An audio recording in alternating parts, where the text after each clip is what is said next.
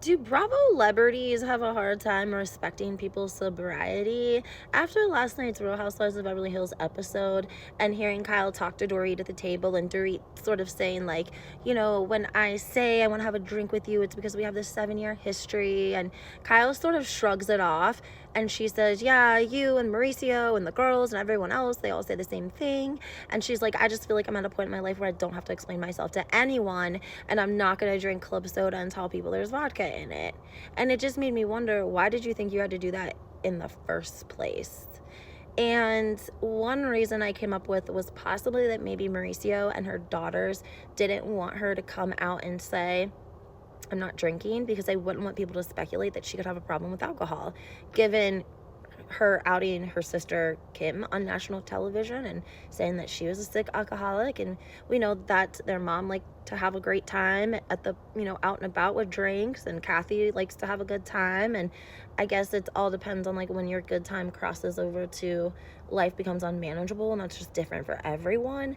But at the same time, I look at Garcelle, who has a son in sobriety, and I just don't understand if maybe this was so early on in the game the ladies didn't realize like the severity of her not drinking, or if it was like the first couple of months, so they didn't think that she was so committed. Because to me, it seems obvious that if somebody says they're not drinking and they don't say like, and it's because their own choice, not because they're on meds or they have a work something the next day. Kyle's getting up at 5 a.m. and working out. She's like on this health kick. And it just seems to me with Garcelle having a son in recovery that you would know that if somebody said, I'm not drinking anymore, and it's just because I didn't like not being in control, but it was served me for 20 some years, that you wouldn't be like, hey, yeah, Kyle, when are you gonna quit not drinking? Like, we're ready to have you drink. And I think also that some of Kyle's agitation for Sutton is coming from the fact that Sutton's drinking or she's tipsy, and it is triggering for Kyle. When Kyle goes to Sutton's house, Sutton pours herself a drink and she says like, it's been a long day, I deserve this. And Kyle drinks tea, and Kyle's very agitated with Sutton. And some people were saying that Sutton was like possibly drunk in that scene because she was very theatrical about Erica and the whole Magic Mike elevator say you're sorry situation.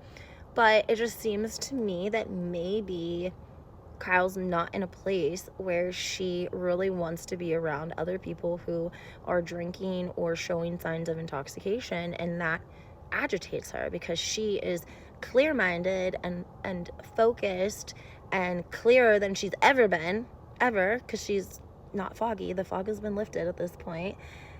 And yet Sutton, is sort of foggy. Like, it's foggy over there at Sutton's house. Like, you're like blowing on the window, like scraping the frost off, okay? And so sometimes you can be jealous because you're like, damn, why can't I drink and have a good time and not, get out of control and do splits and put my hair in a helicopter? I mean, why can't I? I'm just joking. But you guys know what I'm saying. Like, that's part of alcoholics. Like, they always look back and think like, well, maybe I could just have one drink.